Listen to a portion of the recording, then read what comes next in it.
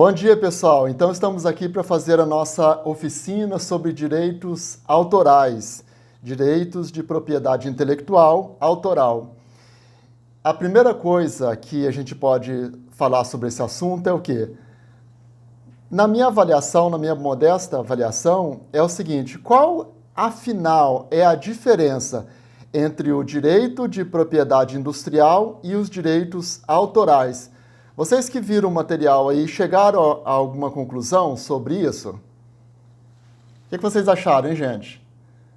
Conseguiram entender o que é direito autoral e direito de propriedade industrial?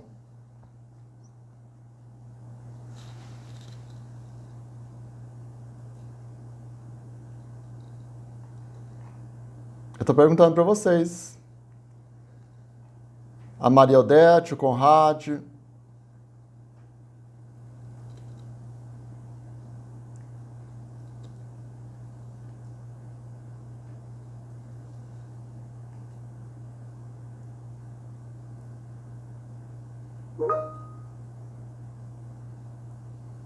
Bom, vamos lá. Então, eu vou passar aqui só algumas observações gerais e a gente comenta um pouco mais sobre isso. Peraí, deixa eu só passar um arquivo aqui para vocês com uma imagem, a gente comenta em cima dela.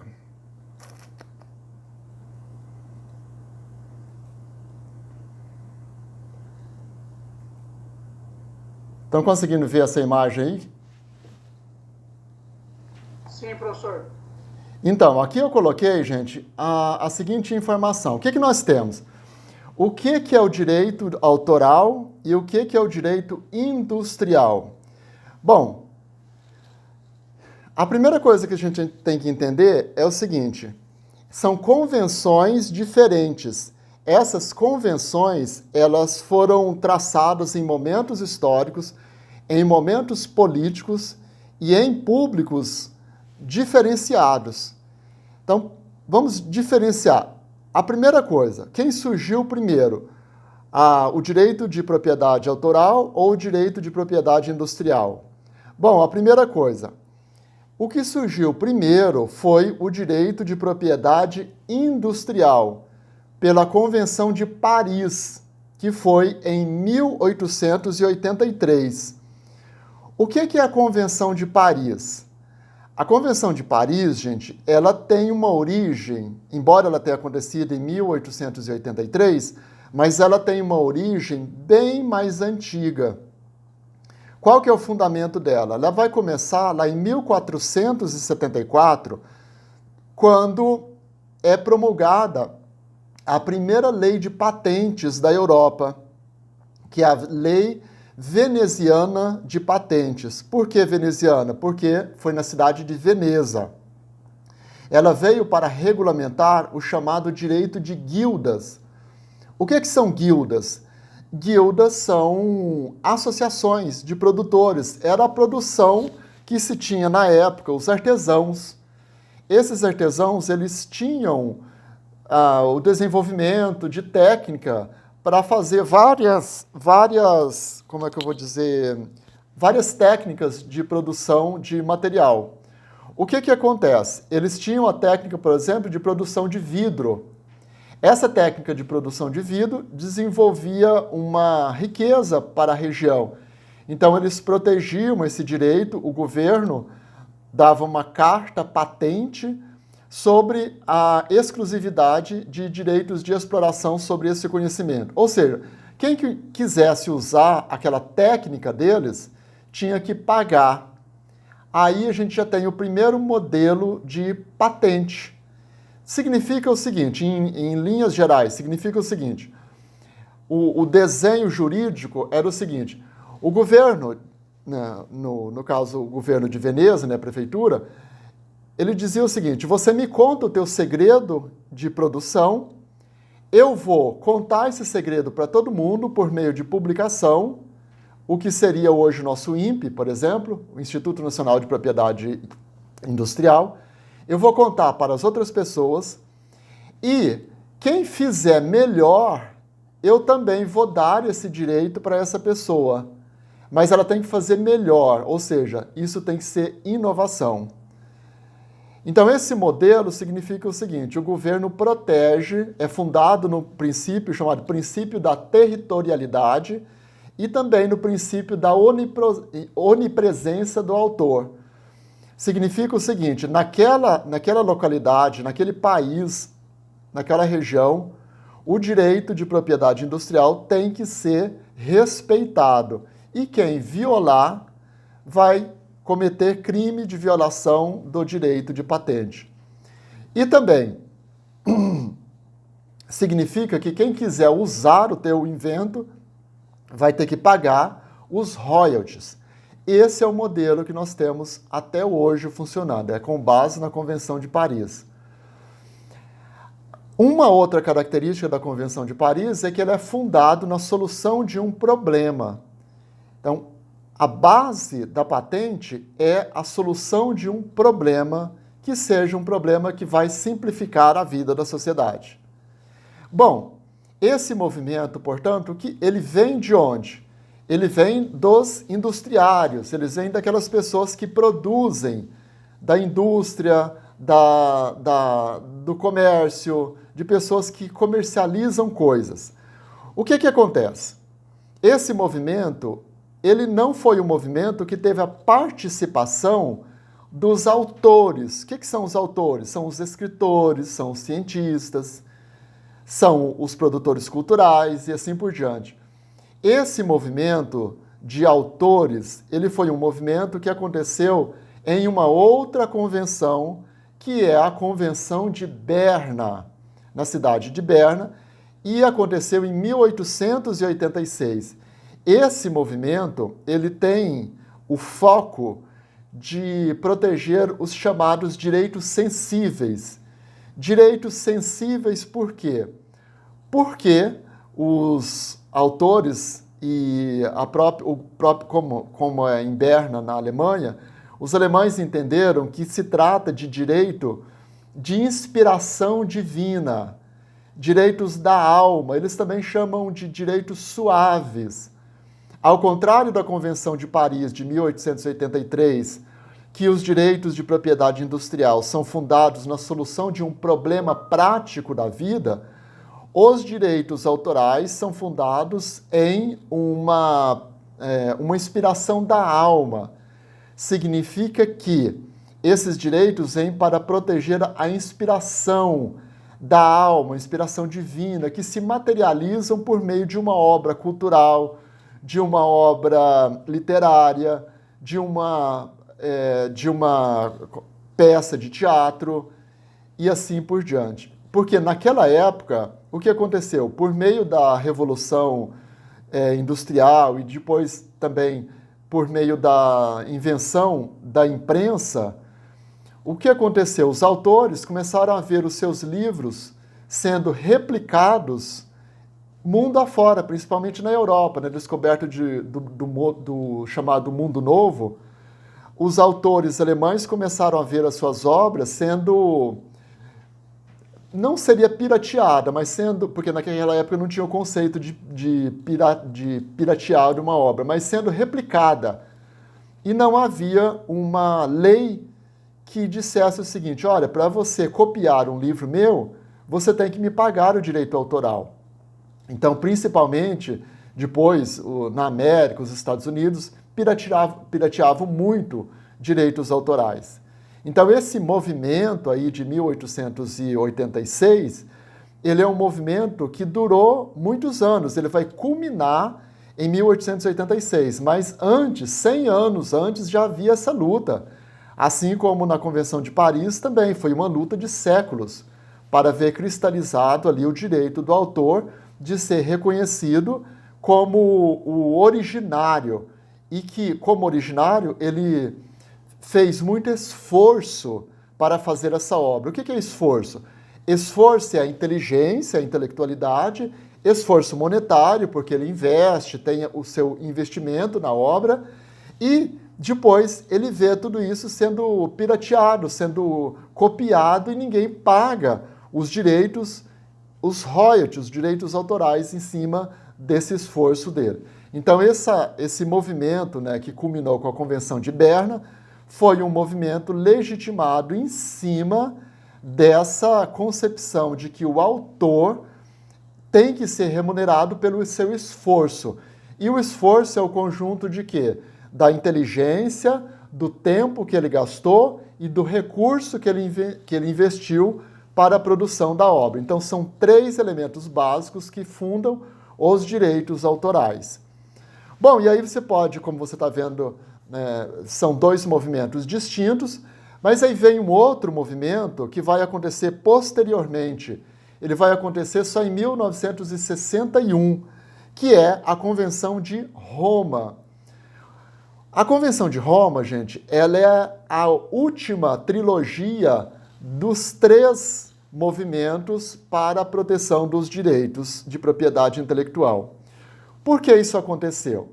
Olha só, na Convenção de Paris, os intérpretes ficaram de fora. Na Convenção de Berna, os intérpretes também ficaram de fora. Então, o que é a Convenção de Roma, de 1961? É a convenção que vem proteger o intérprete da obra. Veja, a Convenção de Berna, ela protege os direitos autorais de quem faz a obra. Então, eu escrevo um livro, eu escrevo uma peça de teatro, eu escrevo uma música e assim por diante. Mas quem vai interpretar a peça de teatro? Quem vai interpretar a música? Então, aí é um novo ramo dos direitos autorais. Esse modus operandi da interpretação, ele é de cada um. Então, por exemplo, uma música interpretada aí pelo Roberto Carlos, ela é diferente de uma música interpretada aí pela Anitta. Cada um tem um jeito de fazer uma interpretação. Cada um tem um talento. O jeito de interpretar, quando você grava uma música, se outra pessoa gravar a mesma música, ela vai ser diferente. Por quê? Porque são talentos diferentes, são personalidades diferentes. E isso vale dinheiro. Então, quando você tem uma música, por exemplo, a música brasileira mais interpretada no mundo e a que rende mais dinheiro no mundo é a Garota de Ipanema. A Garota de Ipanema é uma música que ela ganhou o mundo afora. Até o Frank Sinatra fez uma versão dele e essa música ela é conhecida nos Estados Unidos pela voz do Frank Sinatra. Então, o que acontece? Todas as vezes que um autor interpreta uma música, ela fica imortalizada na voz dele. Mas essa música não é do Frank Sinatra. Essa música é do, se não me engano, é Tom Jobim, né? Tom Jobim ou Vinícius de Moraes, eu não me lembro agora. Mas o que acontece? Esses autores recebem o royalty da música, mas o Frank Sinatra, pela interpretação dele, também recebe. Enquanto que o autor da música, que escreveu a música, recebe os royalties, a recompensa pela Convenção ali de Berna, o intérprete vai receber com base na Convenção de Roma. Então fica bem claro aqui que os direitos de propriedade intelectual são 3 convenções muito importantes, cada uma tem um foco, mas todas vão proteger o quê?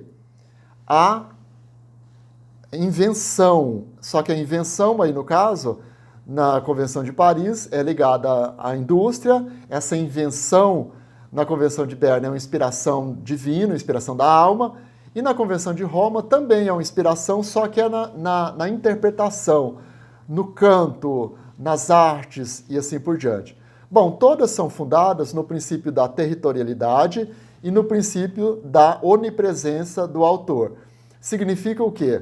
Onipresença do autor significa que onde a obra estiver, está presente também o autor. Ele multiplica o talento do autor, portanto, multiplica o dinheiro que ele deve receber também. Então, por exemplo, Frank Sinatra, no exemplo, ele vendeu milhões de CDs.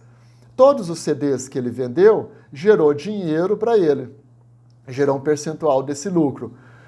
É crime se alguém pega um CD e copia e não paga o royalty para o autor daquela interpretação. Então são dois royalties. Você tem que pagar de direitos autorais. Tem que pagar para quem escreveu a letra da música e tem que pagar para quem interpretou a música.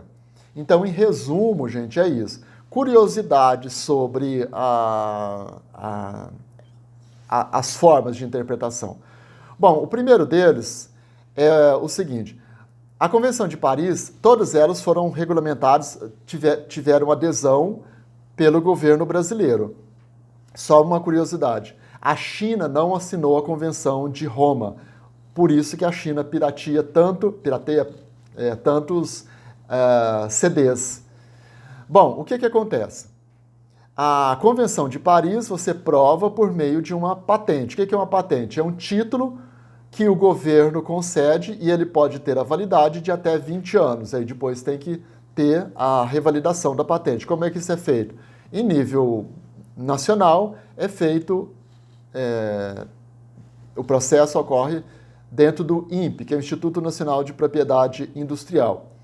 Os direitos autorais, você tem duas vias para fazer o registro. Direito autoral não é patente, é registro. Você registra o direito autoral e você patenteia o direito de propriedade industrial. Para fazer o registro do direito autoral, você pode se dirigir ao INPE, pelo portal do INPE, ou pela Biblioteca Nacional. Ou também você pode fazer isso em qualquer cartório. Você vai lá e fala, eu quero registrar essa música. Qual que é a vantagem de fazer o registro no INPE? Porque aí já fica mais fácil de fazer a busca. Porque se você fizer no cartório de Campo Grande, por exemplo, ou de São Paulo, a busca você vai ter um documento, um registro, mas quando você precisar fazer uma divulgação fica muito mais complicado. Então, por isso que é mais fácil você fazer o registro na Biblioteca Nacional, fica muito mais fácil até para procurar depois. O que acontece? Todo esse registro tem um processo, começa no INPE e aí você tem toda uma parte de documentação para comprovar. Os direitos autorais são considerados direitos naturais. Portanto, você não é obrigado a registrar nem no INPE, nem no cartório e nem na Biblioteca Nacional. E nem no cartório. Basta você comprovar depois, em um eventual processo, que você tem a autoria dessa música ou desse livro, enfim, dessa obra. O que acontece? Recomenda-se, a Convenção de Berna não obriga você registrar. Diferente da Convenção de Paris, que você tem que fazer o patenteamento, porque senão não é reconhecido. A Convenção de Berna não há a obrigatoriedade de fazer o registro. Porém, o que acontece? Se você não registra, fica muito mais difícil comprovar depois. Em linhas gerais, é isso. Algumas características que são importantes lembrar. A Convenção de Berna, ela não fez a chamada definição do que seja o direito autoral. O que ela fala? Ela fala apenas que o direito autoral é o vínculo entre o autor e obra. Esse vínculo, ele vai durar quanto? Quanto tempo dura o vínculo entre o autor e obra? Bom, esse vínculo ele tem duas dimensões. A dimensão moral e a dimensão econômica. Dimensão moral significa que a obra ela tem que ter o nome do autor fixado nela. E esse nome do autor fixado na obra, por exemplo, uma música de fulano de tal, o nome do autor tem que estar na música eternamente, inclusive depois que ele morre, depois da morte dele. Agora, os direitos econômicos, o autor pode negociar, enquanto que os direitos morais são irrenunciáveis, porque são direitos naturais e são direitos ligados a direitos de personalidade, significa que são irrenunciáveis. Os direitos econômicos da obra, eles podem ser comercializados. Aí é um contrato entre o comprador e o vendedor da obra. O autor ele pode comercializar, ele pode licenciar. Isso é legalizado. Agora, quanto tempo depois da morte dele ainda há percepção econômica dos frutos dessa obra pela família, pelos herdeiros. Bom, a Convenção de Berna, ela estipulou... 70 anos, professor? Hã? 70 anos? Isso, o Brasil, 70 anos. A Convenção de Berna fala que tem que ser no mínimo, se não me engano, 50 anos. Mas o Brasil colocou um pouco mais, nesse caso, que são 70 anos. Tem países que regulamentam e colocam simplesmente 50 anos seguindo a Convenção. Mas aí é o mínimo. O país ele pode colocar mais tempo de proteção, não menos do que a Convenção, mas mais tempo sim. Então, no Brasil, os direitos autorais eles são percebidos pelos herdeiros até 70 anos depois da morte do autor. O que acontece depois? Cai em domínio público a obra. Aí todos podem usar e não precisam pagar os direitos autorais. Agora, eu vou abrir aqui só para exemplificar, para você ver o tanto que é interessante esse assunto. A Convenção de Berna ela não diz exatamente o que sejam os direitos autorais, mas eles têm exemplo. Então, se você olhar na Convenção de Berna, o artigo 7º, ela fala, são obras intelectuais protegidas as criações de espírito, como eu já adiantei, né? No próprio texto da lei está, criações de espírito, expressas por qualquer meio ou fixadas em qualquer suporte. Expressas em qualquer meio significa, aqui é o processo, fenômeno chamado fixação da obra. Ou seja, uma música você pode gravar no CD, pode gravar numa fita, pode gravar numa plataforma da internet, não importa, desde que ela seja gravada, você prove que a sua voz está lá cantando a música. Quanto à fixação da letra da música ou da obra, você pode escrever em qualquer papel, inclusive num papel de pão, mas tem que provar que aquilo é seu. Então, é assim que funciona. Então, a fixação de obra, que como é chamada a técnica, você tem que fixar a obra. Se for um quadro, você tem que desenhar em algum lugar. Você não pode, por isso que é complicado às vezes. A pessoa fala, a música estava na minha cabeça. Mas se você não colocar a música da sua cabeça para o papel, não tem como a gente entender que a música é sua.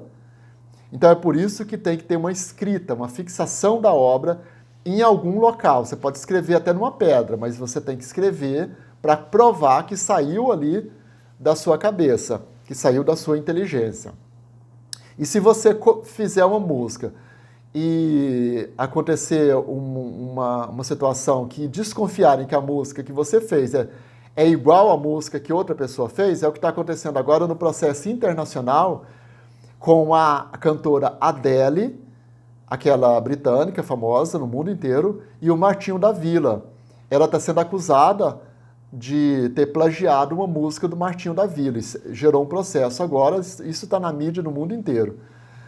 Então, todos os autores, não importa o nível deles, eles têm que observar o direito autoral. Se ele se inspirou na música de alguém, ele tem que dizer isso e tem que pagar o direito autoral da inspiração do autor originário da obra.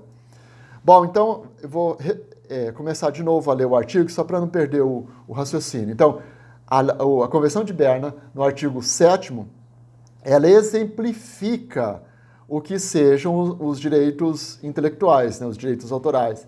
Então, são obras intelectuais protegidas, as criações de espírito, expressas por qualquer meio ou fixadas em qualquer suporte, tangível ou intangível, conhecido ou que invente no futuro. Ou seja, o que ele está dizendo? Eu escrevo uma obra, agora, a ideia pode ser colocada no papel agora. E quando eu for colocar essa ideia, eu já garanto uma coisa chamada anterioridade. Qualquer coisa que for inventada no futuro que use o conhecimento que eu inventei, vai ter que pagar direito autoral a mim. Então, olha só, o autor, aí ele exemplifica, né? A convenção exemplifica, tais como, primeiro deles, os textos de obras literárias. Aí vem tudo, gente, livro, poema, tudo que você escreve. Artísticas, são quadros, são pinturas, gravuras, são desenhos, são esboços e assim vai. Ou científicas. Científicas, tudo que foi descoberta científica também entra como os direitos autorais. E aí depois, o item 2 são vários, eu vou ler só alguns para a gente comentar. O segundo, as conferências, alocuções, sermões e outras obras da mesma natureza. Então, eu faço, por exemplo, estou fazendo aqui esse vídeo agora. Se eu for comercializar esse vídeo, coloco na plataforma e vem alguém e copia esse vídeo com essa explicação que eu estou dando. Ele tem que pagar o direito autoral porque esse vídeo é meu.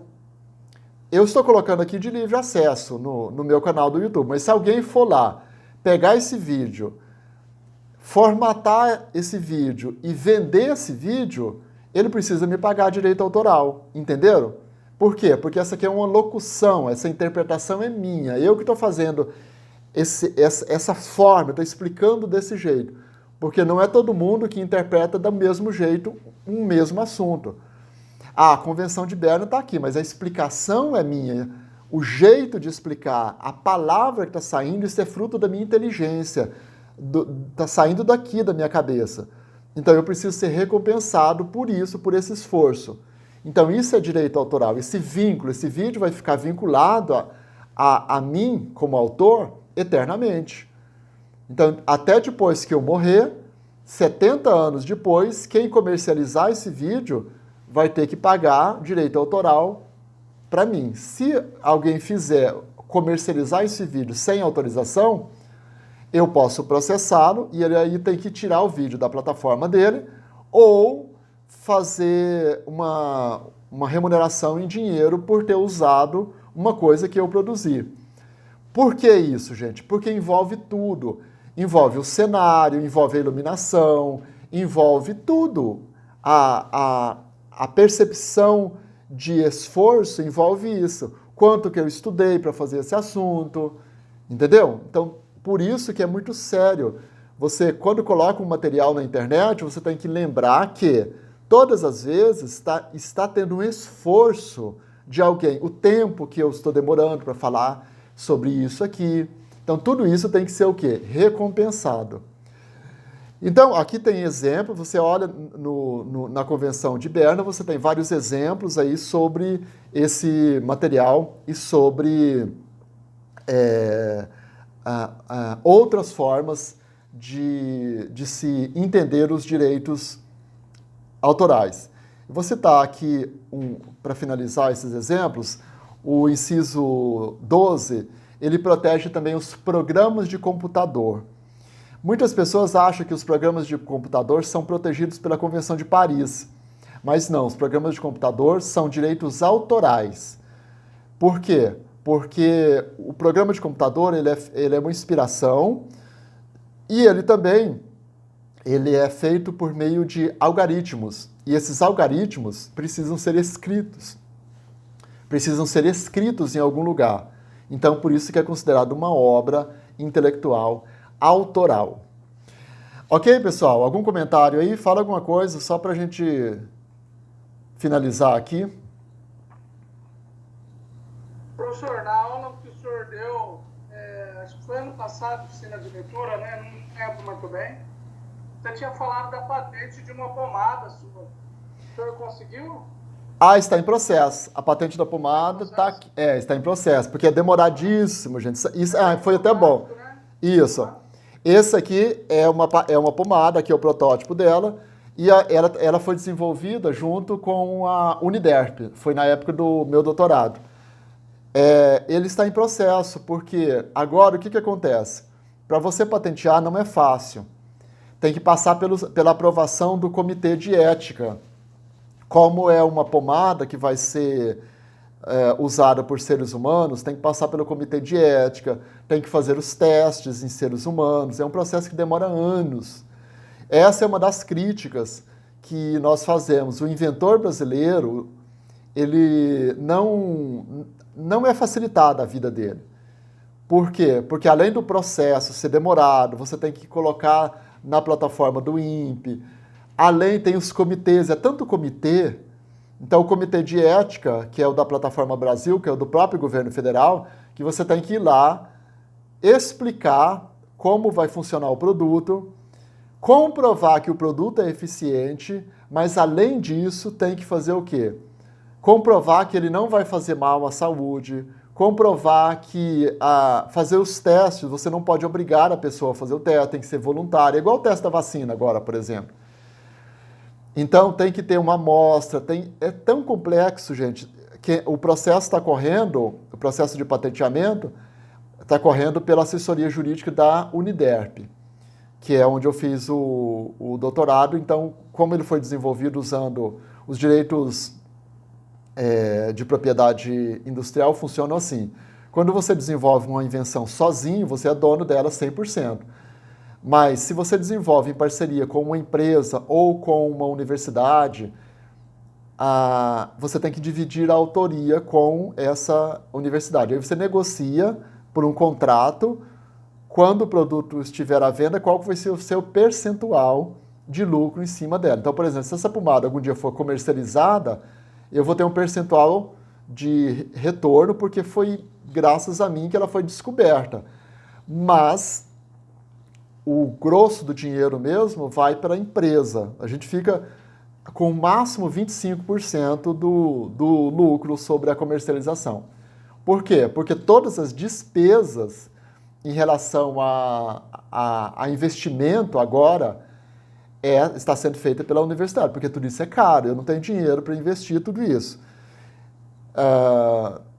Né? E a universidade tem o departamento jurídico deles, que faz todo o processo, paga todas as taxas, porque tem que pagar taxa, é taxa que não acaba mais.